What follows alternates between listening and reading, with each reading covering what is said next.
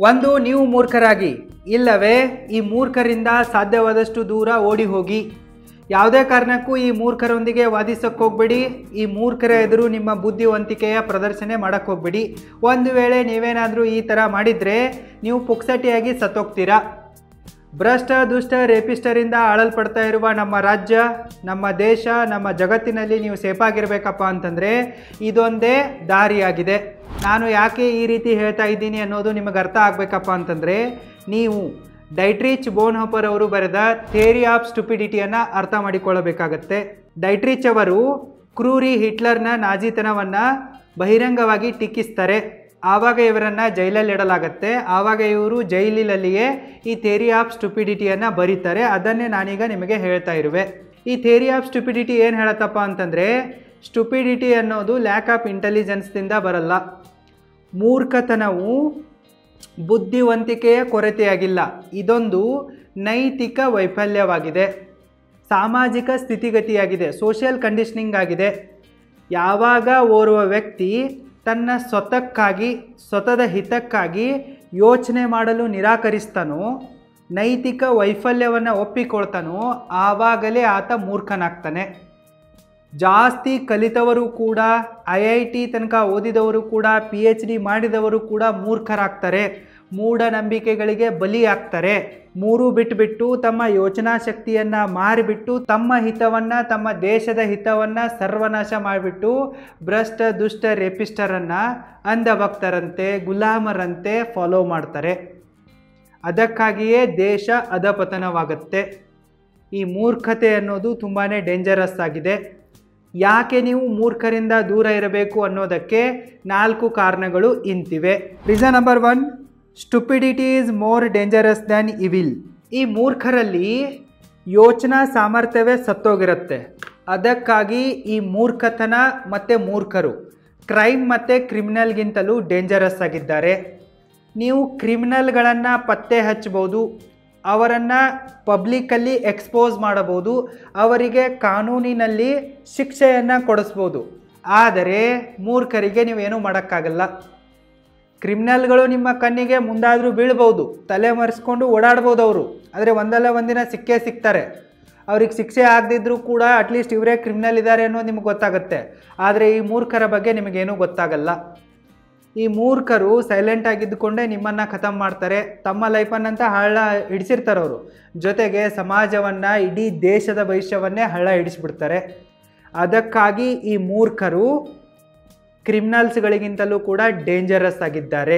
Reason number 2, stupidity is a communicable disease. ಈ ಮೂರ್ಖತನ ಒಂದು ಸಾಂಕ್ರಾಮಿಕ ರೋಗವಾಗಿದೆ. ಇದು ಒಬ್ಬರಿಂದ ಇನ್ನೊಬ್ಬರಿಗೆ ಹರಡುತ್ತೆ. ಇದನ್ನು ಭ್ರಷ್ಟ ದುಷ್ಟ ರೇಪಿಸ್ಟರು ಅಂದರೆ ಅರ್ಥಾತ್ ನಮ್ಮ ಪೊಲಿಟಿಷಿಯನ್ಗಳು, ರಾಜಕಾರಣಿಗಳು, ಬಿಸ್ನೆಸ್ ಮ್ಯಾನ್ಗಳು, ಧರ್ಮಗುರುಗಳು, ಗುರು ಗಂಟಾಲರು ತಮ್ಮ ಸ್ವಾರ್ಥಕ್ಕಾಗಿ ಇದನ್ನು ಹಬ್ಬಿಸ್ತಾರೆ. ಈ ಮೂರ್ಖತನವನ್ನು ಇವರು TV ನ್ಯೂಸ್ ಚಾನಲ್ಗಳಿಂದ, ನ್ಯೂಸ್ ಪೇಪರ್ಗಳಿಂದ, ಸೋಷಿಯಲ್ ಮೀಡಿಯಾಗಳಿಂದ, ವಿಡಿಯೋಗಳಿಂದ, ಬುಕ್ಸ್ಗಳಿಂದ, ಸಿನಿಮಾಗಳಿಂದ ಇದನ್ನು ಎಲ್ಲ ಕಡೆಗೆ ಹಬ್ಬಿಸ್ತಾರೆ. ಈ ಮೂರ್ಖತನ ಅನ್ನೋದೊಂದು ಸಾಂಕ್ರಾಮಿಕ ಕಾಯಿಲೆಯಾಗಿದೆ. ಈ ಮೂರ್ಖತನದಿಂದ ಮೂರ್ಖರಾಗುವುದರಿಂದ ಈ ಮೂರ್ಖರಿಗೆ, ಜನರಿಗೆ, ಅಂಧಭಕ್ತರಿಗೆ, ಗುಲಾಮರಿಗೆ ಯಾವುದೇ ಲಾಭ ಆಗಲ್ಲ. ಇದರಿಂದ ಯಾರಿಗೆ ಲಾಭ ಆಗುತ್ತಪ್ಪ ಅಂತಂದರೆ ಈ ಮೂರ್ಖತನವನ್ನು, ಮೂಢನಂಬಿಕೆಗಳನ್ನು ಹಬ್ಬಿಸುವವರಿಗೇ ಲಾಭ ಆಗತ್ತೆ. ಆದರೆ ಇದರ ಬಗ್ಗೆ ಅವರು ಯೋಚನೆ ಮಾಡಲ್ಲ.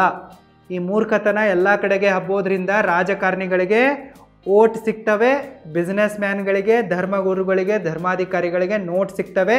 ಈ ಓಟು ಮತ್ತು ನೋಟುಗಳನ್ನು ಇಟ್ಕೊಂಡ್ಬಿಟ್ಟು ಇವ್ರು ಏನು ಬೇಕಾದರೂ ಮಾಡಿದರೆ ನಡೆಯುತ್ತೆ. ಪವರೇ ಅವ್ರ ಕೈಗೆ ಹೋಗಿಬಿಡತ್ತೆ ಓಟು ನೋಟುಗಳಿಂದ. ಒಂದು ಸರ್ತಿ ಅವರಿಗೆ ನೋಟು ಓಟುಗಳಿಂದ ಪವರ್ ಸಿಕ್ತಪ್ಪ ಅಂತಂದರೆ ಅವರು ಹಾಡು ಹಗಲೇ ಯಾರನ್ನ ಬೇಕಾದರೂ ರೇಪ್ ಮಾಡಿ ಬಿಸಾಕ್ತಾರೆ, ಮರ್ಡರ್ ಮಾಡಿ ಬಿಸಾಕ್ತಾರೆ, ಯಾರ ಜಮೀನನ್ನು ಕೂಡ ಕಿತ್ಕೊತಾರೆ, ಮನಸ್ಸಿಗೆ ಬಂದಂತೆ ಮಾಡ್ತಾರೆ. ಈ ಮೂರ್ಖರಿಗೆ ಅದು ಅರ್ಥ ಆಗಲ್ಲ, ಕಂಟ್ರೋಲ್ ಮಾಡೋಕ್ಕೂ ಕೂಡ ಆಗಲ್ಲ. Reason number 3, stupid people immune to reason, logic and facts. ಈ ಮೂರ್ಖ ಜನ ಕಾರಣಗಳಿಗೆ, ತರ್ಕಕ್ಕೆ ಮತ್ತು ಸತ್ಯಕ್ಕೆ ಅಂದರೆ ರೀಸನ್ಗಳಿಗೆ, ಲಾಜಿಕ್ಗಳಿಗೆ, ಫ್ಯಾಕ್ಟ್ಗಳಿಗೆ ನಿರೋಧಕರಾಗಿರ್ತಾರೆ. ಇವರು ಯಾವತ್ತೂ ಕೂಡ ಇವುಗಳನ್ನು ಅರ್ಥ ಮಾಡಿಕೊಳ್ಳುವ ಪ್ರಯತ್ನ ಮಾಡಲ್ಲ, ಇವುಗಳನ್ನು ಒಪ್ಪಿಕೊಳ್ಳಲ್ಲ, ಇವುಗಳಿಗೆ ಸರಿಯಾಗಿ ಪ್ರತಿಕ್ರಿಯಿಸಲ್ಲ. ಇವರೊಂಥರ ಎಮ್ಮೆ ಚರ್ಮದವರ ಥರ ಬಿಹೇವ್ ಮಾಡ್ತಾರೆ. ಇವ್ರಿಗೆ ಎಷ್ಟೇ ಲಾಜಿಕ್ಗಳನ್ನು ಕೊಡಿ, ಫ್ಯಾಕ್ಟ್ಸ್ಗಳನ್ನು ಕೊಡಿ, ಇವರು ನಂಬಲ್ಲ. ಇವರ ಪ್ರಕಾರ ಸೂಪರ್ಸ್ಟಿಷನ್ ಸೈನ್ಸ್ಗಿಂತ ದೊಡ್ಡದಾಗಿರುತ್ತೆ. ಇವರು ಸೈನ್ಸ್ ಏನು ಹೇಳುತ್ತೆ ಅನ್ನೋದನ್ನು ನಂಬಲ್ಲ. ಧರ್ಮಗುರುಗಳು ಏನು ಮೂಢನಂಬಿಕೆಗಳನ್ನು ಹಬ್ಬಿಸ್ತಾರೋ ಅದನ್ನಷ್ಟೇ ನಂಬ್ತಾರೆ. ಇವರು ಸಮಾಜ ದೇಶಕ್ಕಿಂತ ತಮ್ಮ ಜಾತಿ ಧರ್ಮ ಭಾಷೆಗಳೇ ದೊಡ್ಡದಂತ ವಾದ ಮಾಡೋಕ್ಕೆ ಶುರು ಮಾಡಿಬಿಡ್ತಾರೆ. ಇಷ್ಟರ ಮಟ್ಟಿಗೆ ಇವರು ಲಾಜಿಕ್ಗಳಿಗೆ ಮತ್ತು ಫ್ಯಾಕ್ಟ್ಗಳಿಗೆ ನಿರೋಧಕರಾಗಿರ್ತಾರೆ.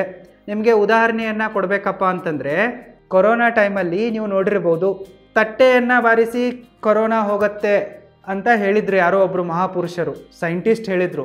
ಆವಾಗ ನಮ್ಮ ಜನ ಎಲ್ಲರೂ ಬೀದಿಗೆ ಬಂದುಬಿಟ್ಟು ತಟ್ಟೆ ಬಾರ್ಸೋಕ್ಕೆ ಶುರು ಮಾಡಿದರು, ಗೋ ಕೊರೋನಾ ಗೋ, ಗೋ ಕೊರೋನಾ ಗೋ ಅಂಥೇಳಿ. ಸೊ ಇದರಲ್ಲಿ ಏನಾದರೂ ಲಾಜಿಕ್ ಇದೆನಾ?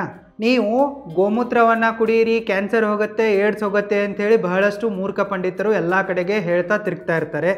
ಸಗಣಿ ತಿನ್ನಿ ನಿಮಗೆ ಬುದ್ಧಿ ಬರುತ್ತೆ ಅಂತ ಹೇಳ್ತಾ ಇರ್ತಾರೆ. ಸೊ ಇದನ್ನು ಕೇಳಿಬಿಟ್ಟು ಭಕ್ತರು ಸಗಣಿನೂ ತಿಂತಾರೆ, ಗೋಮೂತ್ರವನ್ನು ಕೂಡ ಕುಡಿತಾರೆ. ಆದರೆ ಇದರಲ್ಲಿ ಯಾವುದೇ ತಥ್ಯವಿಲ್ಲ ಅಂತ ಹೇಳಿಬಿಟ್ಟು WHO ಕೂಡ ಹೇಳಿದ್ದಾರೆ. WHO ಅದು ವಿದೇಶದ್ದಿದೆ, ಹಾಳಾಗೋಗ್ಲಿ ಅಂತೇಳಿ ನಾವು ಬಿಡ್ಬೋದು.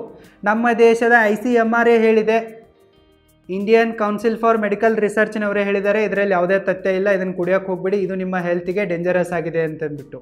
ಆದರೂ ಕೂಡ ಜನ ಕುಡ್ದೇ ಕುಡಿತಾರೆ. ಯಾಕಪ್ಪ ಅಂತಂದರೆ ಅವರಿಗೆ ಸೈನ್ಸಿನ ಮೇಲೆ ನಂಬಿಕೆ ಇಲ್ಲ, ಸೂಪರ್ಸ್ಟಿಷನ್ನ ಮೇಲೆ ನಂಬಿಕೆ ಇದೆ.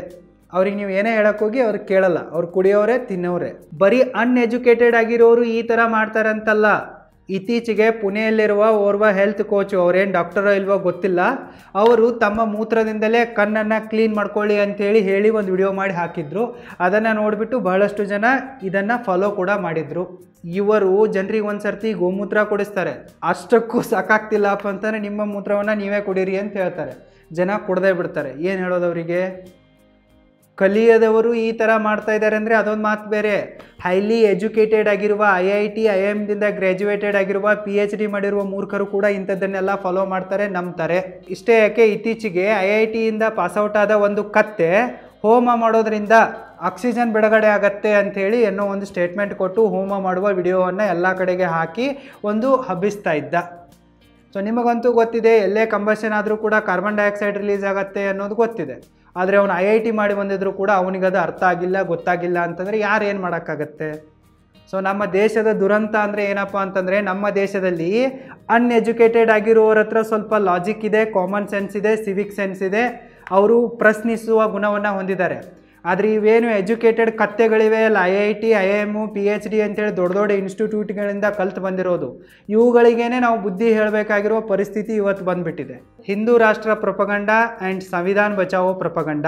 ಈ ಪೊಲಿಟಿಷಿಯನ್ಗಳು ಹೇಳ್ತಾ ಇರ್ತಾರೆ ಹಿಂದೂಗಳೆಲ್ಲರೂ ಕೂಡ ಖತರಾದಲ್ಲಿದ್ದಾರೆ, ಅದಕ್ಕಾಗಿ ನಮಗೆ ವೋಟ್ ಹಾಕಿ ನಾವು ಹಿಂದೂ ರಾಷ್ಟ್ರ ಮಾಡ್ತೀವಿ ಅಂತೇಳಿ. ಬೇರೆ ಧರ್ಮದವರು ಮೆಜಾರಿಟಿ ಆಫ್ ಹಿಂದೂ ಮಂದಿರಗಳ ಮೇಲೆ ಕಬ್ಜಾ ಮಾಡಿಬಿಟ್ಟು ಆ ಹುಂಡಿಯ ಹಣವನ್ನೇ ತೊಗೊಂಡ್ಬಿಟ್ಟು ಅಲ್ಲಿಗೆ ಬರುವ ಸಾವಿರಾರು ಹಿಂದೂ ಹೆಣ್ಮಕ್ಕಳನ್ನು ಹಾಡು ಹಗಲೇ ರೇಪ್ ಮಾಡಿ ಬಿಸಾಕಿಬಿಟ್ಟು ಮುಚ್ಚಿಬಿಟ್ಟು 40-50 ವರ್ಷದಿಂದ ಇದೇ ಥರ ಹಿಂದೂಗಳ ಮೇಲೆ, ಹಿಂದೂ ಹೆಣ್ಮಕ್ಕಳ ಮೇಲೆ ಅನೀತಿ ಅನ್ಯಾಯ ಅತ್ಯಾಚಾರ ಮಾಡ್ತಾ ಇರೋದು ಬೆಳಕಿಗೆ ಬಂದರೂ ಕೂಡ BJPಯ ಕಡೆಯಿಂದ ಒಬ್ಬನು ಪೊಲಿಟಿಷಿಯನ್ ಆಗಿರಲಿ ಇಲ್ಲವೇ ಹಿಂದುತ್ವದ ಪಂಡಿತನಾಗಿರಲಿ ಬಂದು ಮಾತಾಡಲ್ಲ, ಇದರ ವಿರುದ್ಧವಾಗಿ ಪ್ರತಿಭಟಿಸಲ್ಲ ಅಂತ ಎಲ್ಲೋ ಮುಚ್ಕೊಂಡು ಕುಂತಿರ್ತಾರೆ.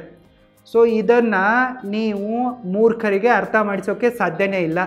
ಇದು ಅಂಧಭಕ್ತರ ಕತೆ ಆಯಿತು. ಇನ್ನು ಗುಲಾಮರ ಕತೆ ಏನಪ್ಪ ಅಂತಂದರೆ, ಇಲೆಕ್ಷನ್ ಬಂದಾಗ ಪಪ್ಪು ಎಲ್ಲ ಕಡೆಗೂ ಸಂವಿಧಾನದ ಒಂದು ಕಾಪಿ ಇಟ್ಕೊಂಡ್ಬಿಟ್ಟು ಸಂವಿಧಾನ ಡೇಂಜರ್ ಝೋನ್ನಲ್ಲಿದೆ, ಅದಕ್ಕಾಗಿ ನಮಗೆ ಓಟ್ ಹಾಕಿ ಅಂತೇಳಿ ಅಳ್ದಿದ್ದು, ಕೂಗಿದ್ದು, ಅರ್ಚಿದ್ದು. ಆದರೆ ನಮ್ಮ ಕರ್ನಾಟಕ ಈಗ ಬಿಹಾರ್ ಆಗಿ ಕನ್ವರ್ಟ್ ಆಗಿದೆ. ಸೊ ಇದಕ್ಕೆ ಫೌಂಡೇಶನ್ ಹಾಕಿರೋದೇ ಈ ಕ್ರಿಮಿನಲ್ ಪಾರ್ಟಿಯವರು. ಓರ್ವ ಭ್ರಷ್ಟ ದುಷ್ಟ ರೇಪಿಸ್ಟನನ್ನು 40-50 ವರ್ಷದಿಂದ ಪ್ರೊಟೆಕ್ಟ್ ಮಾಡ್ತಾ ಬರ್ತಾಯಿದ್ರು, ಈಗಲೂ ಕೂಡ ಪ್ರೊಟೆಕ್ಟ್ ಮಾಡ್ತಾ ಇದ್ದಾರೆ. ಮತ್ತು ಇವರ ಎಲ್ಲ ಪಾರ್ಟಿಯಲ್ಲಿ ಕೂಡ ಕ್ರಿಮಿನಲ್ಗಳೇ ಹುಟ್ಕೊತಾರೆ. ಈ ಕ್ರಿಮಿನಲ್ಗಳನ್ನು ಬೋಗಸ್ ಪಾರ್ಟಿಯವರು ಖರೀದಿ ಮಾಡ್ತಾರೆ. ಬೋಗಸ್ ಪಾರ್ಟಿ ಮತ್ತು ಕ್ರಿಮಿನಲ್ ಪಾರ್ಟಿ ಅಳಿಯ ಅಲ್ಲ ಮಗಳ ಗಂಡ ಅನ್ನೋ ಥರ ಇದೆ. ಆದರೂ ಕೂಡ ಅಂಧಭಕ್ತರಿಗೆ ಗುಲಾಮರಿಗೆ ಕಣ್ ತೆರೆಯಲ್ಲ, ಅವ್ರಿಗೆ ಗೊತ್ತೇ ಆಗಲ್ಲ. ಈ ಥರ ಜನ ಮೂರ್ಖರಾಗಿರ್ತಾರೆ. ಅವರಿಗೆ ಯಾವುದೇ ಲಾಜಿಕ್ಕು ಫ್ಯಾಕ್ಟ್ಸ್ಗಳ ಮೇಲೆ ಭರವಸೆ ಇರಲ್ಲ, ಅವರು ಮೂರ್ಖರಂತೆ ವರ್ತಿಸ್ತಾರೆ. Reason number 4 and last, stupid people are weapons of evil people. ಈ ಮೂರ್ಖರಲ್ಲಿ ಯೋಚನಾ ಶಕ್ತಿ ಅನ್ನೋದು ಸತ್ತೋಗಿರೋದ್ರಿಂದ ಇವರು ಫೇಕ್ ನ್ಯೂಸ್ಗಳನ್ನು ಮತ್ತು ಪೊಲಿಟಿಕಲ್ ಪ್ರೊಪಗಂಡಗಳನ್ನು, ಅಜೆಂಡಾಗಳನ್ನು ಎಲ್ಲವನ್ನ ಕೂಡ ನಿಜ ಅಂತ ನಂಬ್ತಾರೆ. ಸೊ ನಂಬಿಬಿಟ್ಟು ಈ ಇವಿಲ್ ಪೀಪಲ್ಗಳು ಅಂದರೆ ಭ್ರಷ್ಟ ದುಷ್ಟ ರೇಪಿಸ್ಟರು, ರಾಜಕಾರಣಿಗಳು, ಧರ್ಮ ಗುರುಗಳು, ಬಿಸ್ನೆಸ್ ಮ್ಯಾನ್ಗಳು ಏನು ಹೇಳ್ತಾರೋ ಅದಕ್ಕೆ ತಕ್ಕಂತೆ ಕುಣಿಯೋಕೆ ಸ್ಟಾರ್ಟ್ ಮಾಡಿಬಿಡ್ತಾರೆ. ಸೊ ಹೀಗಿರುವುದರಿಂದ ಈ ದುಷ್ಟ ಜನರು ಈ ಮೂರ್ಖರನ್ನು ಅಸ್ತ್ರಗಳ ಥರ ಬಳಕೆ ಮಾಡ್ಕೊತಾರೆ. ಇದು ಹೇಗಂತ ನಿಮಗೆ ಗೊತ್ತಾಗಬೇಕಪ್ಪ ಅಂತಂದರೆ ಸಿಂಪಲ್ ಇದೆ. ನೀವು ಜಾತಿವಾದಗಳನ್ನು ಸ್ಟಡಿ ಮಾಡಿ, ಭಾಷಾ ವಿವಾದಗಳನ್ನು ಸ್ಟಡಿ ಮಾಡಿ, ಧರ್ಮ ದಂಗಲುಗಳನ್ನು ಸ್ಟಡಿ ಮಾಡಿ, ನಿಮಗೆ ಗೊತ್ತಾಗ್ಬಿಡತ್ತೆ ಹೇಗೆ ರಾಜಕಾರಣಿಗಳು, ಧರ್ಮಗುರುಗಳು, ಬಿಸ್ನೆಸ್ ಮ್ಯಾನ್ಗಳು ಈ ಮೂರ್ಖರನ್ನು ಅಸ್ತ್ರಗಳಂತೆ ಬಳಸಿಕೊಳ್ತಾರೆ ಅನ್ನೋದು. ಸೊ ಈ 4 ಕಾರಣಗಳು ನಿಮಗೆ ಅರ್ಥ ಆಗಿವೆ ಅಂತ ಅನ್ಕೊತೀನಿ. ಇದಕ್ಕಾಗಿಯೇ ನಾನು ನಿಮಗೆ ಹೇಳ್ತಾ ಇರೋದು, ಒಂದು ಮೂರ್ಖರಾಗಿ. ನೀವೇ ಮೂರ್ಖರಾಗಿಬಿಟ್ರೆ ನಿಮಗೇನೂ ಅರ್ಥನೇ ಆಗಲ್ಲ, ನಿಮಗೆ ತಲೆನೋವೇ ಇಲ್ಲ. ಏನಾದರೂ ಆಗಲಿ, ನಿಮ್ಮೊಂದಿಗೆ ಏನಾದರೂ ಬೇಕಾದರೂ ಆಗಲಿ, ನಿಮ್ಮ ಮನೆಯವರೊಂದಿಗೆ ಏನು ಬೇಕಾದರೂ ಆಗಲಿ, ನಿಮ್ಮದೇ ರೇಪ್ ಆ್ಯಂಡ್ ಮರ್ಡರ್ ಆಗಲಿ, ನಿಮ್ಮ ಮನೆಯವ್ರದ್ದಾಗಲಿ, ಏನೂ ಚಿಂತೆನೇ ಇರಲ್ಲ. ಯಾಕಂದರೆ ನಿಮಗೆ ಧರ್ಮದ, ಜಾತಿಯ ನಶೆ ಏರ್ಬಿಟ್ಟಿರುತ್ತೆ, ಭಾಷೆಯ ನಶೆ ಏರ್ಬಿಟ್ಟಿರುತ್ತೆ, ನಿಮಗೆ ಮೂರ್ಖತನವೇ ತಲೆಯಲ್ಲಿ ತುಂಬ್ಕೊಂಡ್ಬಿಟ್ಟಿರುತ್ತೆ. ನಿಮಗೆ ಗೊತ್ತೇ ಆಗಲ್ಲ, ನಿಮ್ಮೊಂದಿಗೆ ಕ್ರೈಮ್ ಆದರೂ ಗೊತ್ತಾಗಲ್ಲ, ನಿಮ್ಮ ಮನೆಯವರೊಂದಿಗೆ ಕ್ರೈಮ್ ಆದರೂ ಕೂಡ ಗೊತ್ತಾಗಲ್ಲ. ಸೊ ನೀವು ಮೂರ್ಖರಾಗಿದ್ದೀರಪ್ಪ ಅಂತಂದರೆ ನಿಮಗೇನೂ ಗೊತ್ತೇ ಆಗಲ್ಲ, ನಿಮಗೆ ತಲೆನೋವೇ ಇಲ್ಲ. ಸೊ ನೀವೇನಾದರೂ ಬುದ್ಧಿವಂತರಾಗಿದ್ರಪ್ಪ ಅಂತಂದರೆ ಈ ಮೂರ್ಖರಿಂದ ದೂರ ಇರಿ, ಸಾಧ್ಯವಾದಷ್ಟು ದೂರ ಓಡಿ ಹೋಗಿಬಿಡಿ. ಇವರೊಂದಿಗೆ ಯಾವುದೇ ಕಾರಣಕ್ಕೂ ವಾದ ಮಾಡೋಕ್ಕೆ ಹೋಗ್ಬಿಡಿ. ನಿಮ್ಮ ಬುದ್ಧಿವಂತಿಕೆಯನ್ನು ಇವರ ಮುಂದೆ ಪ್ರದರ್ಶನ ಮಾಡಿಬಿಟ್ಟು ನಿಮ್ಮ ಪ್ರಾಣವನ್ನು ಕಳ್ಕೊಳ್ಳೋಕೆ ಹೋಗ್ಬಿಡಿ. ಸೊ ಐ ಹೋಪ್ ನಿಮಗಿದು ಅರ್ಥ ಆಗಿದೆ ಅಂತ ಅನ್ಕೊತೀನಿ. All the very best. Thank you so much.